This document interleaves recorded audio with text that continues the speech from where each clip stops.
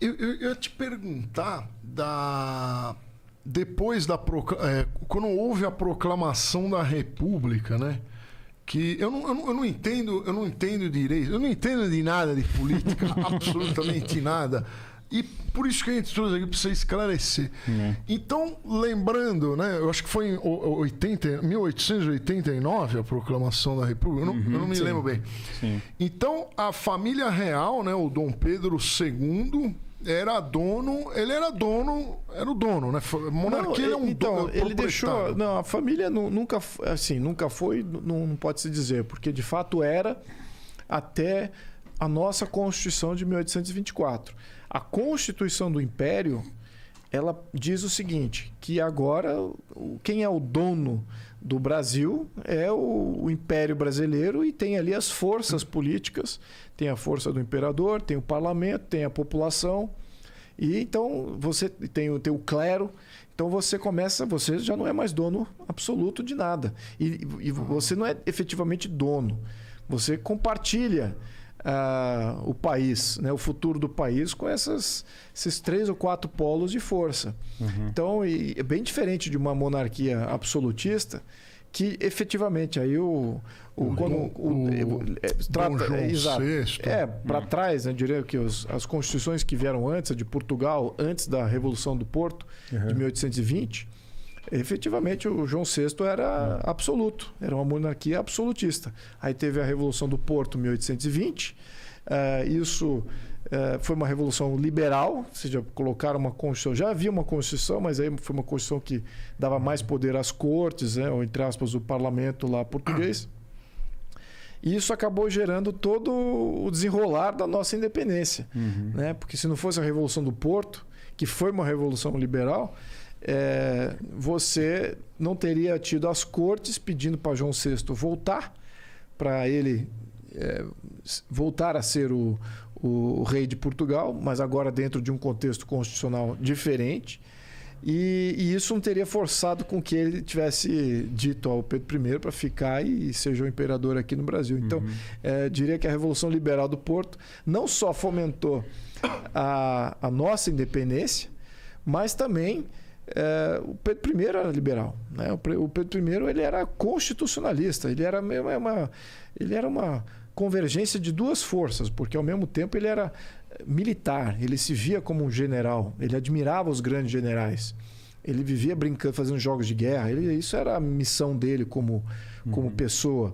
Mas, por outro lado, ele era extremamente liberal. E tanto que ele se via como tal e o coração dele tá numa capela no Porto, né? Então o corpo dele foi enterrado em Lisboa e o outro foi no Porto. Por que ele botou o coração dele no Porto? Porque lá teve a Revolução Liberal. Então, enfim, ele tinha essa aspiração constitucionalista. Isso poucas pessoas sabem, né? A gente não olha na história dessa maneira, com esses detalhes assim. Sim. E eu também não, porque eu não sou historiador. São mas tem muitas histórias. Mas é importante essa passagem específica, porque como brasileiro, aqui como cientista político, se é que eu posso me colocar, me dar esse título, você tem que analisar causa e consequência, né? Por que a Constituição do Brasil foi uma Constituição liberal? Né? Por que Pedro I fez a independência do Brasil? Então, tudo tem uma cadência. Uma cadência, exatamente. Você acha que atualmente o presidencialismo no Brasil não é uma das boas opções? Você mudaria se pudesse? Estou falando, óbvio que a gente está jogando assim, esse presidencialismo parecido com o americano e tal. Você acha que não é uma coisa legal para o Brasil? Se fosse igual ao americano, até daria chance de funcionar. Seria bom. Mas não é nada igual ao americano. O nosso presidencialismo tem praticamente nada parecido com o presidencialismo americano. Nada. Por quê? Várias vertentes. Questão de organização geral. Por exemplo, nos Estados Unidos, o presidente, historicamente, ele nunca governava. Ele representava o governo dos estados à medida que eles estão unidos. E quando que eles estão unidos? Para fazer um acordo comercial internacional, para ter uma moeda em conjunto, para ter uma justiça, mas acabou aí. Então, eles não estão unidos para governar cada um dos seus estados. Entendi. Quem governa os estados são os governadores. Sempre foi assim nos Estados Unidos. Aqui no Brasil, a gente sempre foi imperial como missão, né? Estabelecimento do Estado brasileiro sempre foi muito centralizado. E então o nosso presidencialismo já começa como o governo do Brasil todo. Então o presidente, não só ele é um governador de todo o Brasil, todos os problemas que você pode imaginar em todos os rincões do Brasil, ele é o governador do Brasil. Então você já concentra muito problema insolúvel. Ele não é ele nunca vai ser um bom gestor de tudo, nunca. Isso é impossível. Você gerir tudo. E isso é um dos problemas. Então, e o outro problema é que você acaba sufocando a missão principal, que é ser um chefe de Estado. E qual é a missão do chefe de Estado? É você tomar conta das coisas que somente a União pode tomar conta, que é a justiça, você tomar conta das relações exteriores e você tomar conta do jogo político, né? Da questão de fazer o poder moderador, aí, de moderar essas questões de segurança também, segurança interna e segurança externa. Acabou. Isso deveria ser a missão de um presidente brasileiro. Mas não é. Tem todo esse outro aparato e problemas que eles jogam no colo do presidente. Então, o presidencialismo brasileiro, do jeito que ele é, primeiro, não é igual ao americano. Falho. Segundo, nunca vai funcionar. Não só por isso também. Aí entra as questões de divisão de poder com o legislativo, aí outras coisas. E não daria para fazer ele copiar o sistema americano ou é tudo travado de um jeito que você não consegue mudar? Bom, é travado de um jeito que a gente não consegue mudar sem fazer grandes mudanças constitucionais.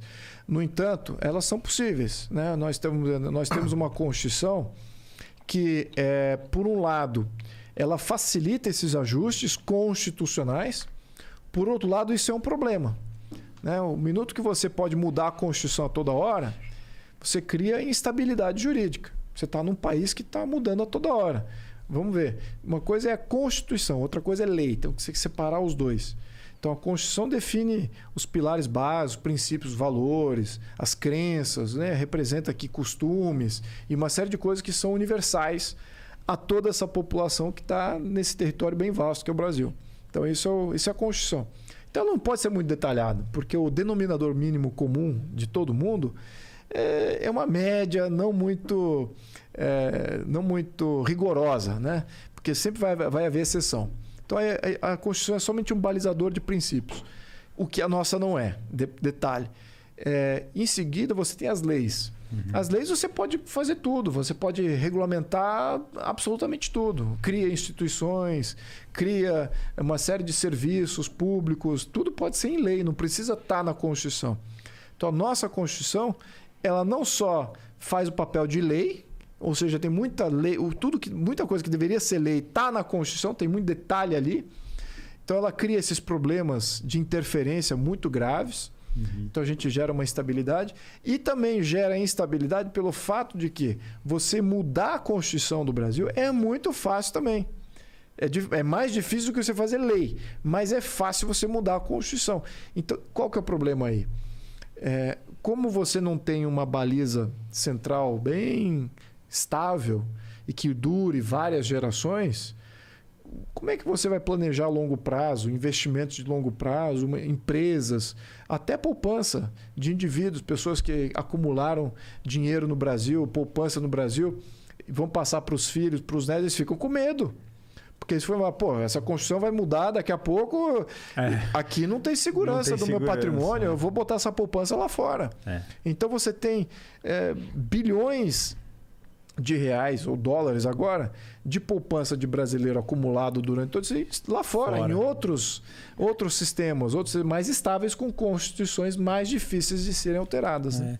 Em resumo, assim, as pessoas confiam mais fora do que dentro, isso, né? Em função de... Aliás, os países desenvolvidos, você pode até mapear o quanto que eles interferem na coisa pública. Então, geralmente, país estável interfere menos.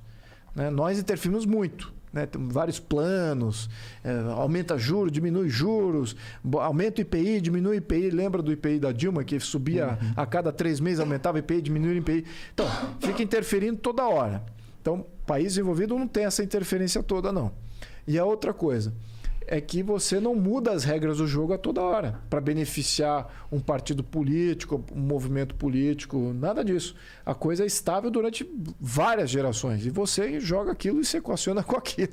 Então, isso te dá um pouco mais de segurança para saber para onde que vai estar o teu país daqui a 20, 30, quase 50 anos, 100 anos. Então, essa visibilidade e essa pouca interferência a gente ainda não tem. A gente tem pouca visibilidade e alta interferência. Isso é muito estável. E aí que você gera um medão geral em quem tem dinheiro. Aliás, eu diria que a maior parte dos bilionários brasileiros nem existe, nem é mais brasileiro. Já tem uma cidadania fora qualquer para proteger os seus bilhões. O que você vê de patrimônio deles aqui é uma parcelazinha pequena. E quem tem a perder mesmo é a classe média. Que acha que... por causa que votou certo em um governo, que vai estar tudo bem. É só mudar, é só ter uma outra eleição, pronto, já não está mais tudo bem.